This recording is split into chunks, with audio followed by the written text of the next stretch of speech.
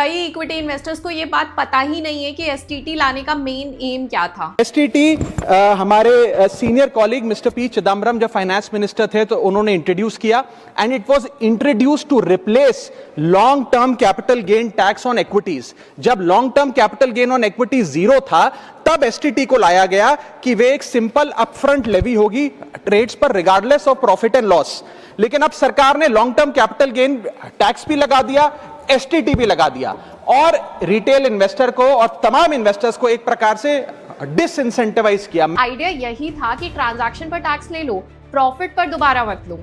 अब अगर मैंने 10 साल पैसा इकट्ठा करके शादी का फंड बनाया और कल को मैं अपना ही बचाया हुआ पैसा निकाल रही तो उस पे 12.5% टैक्स दे दूं।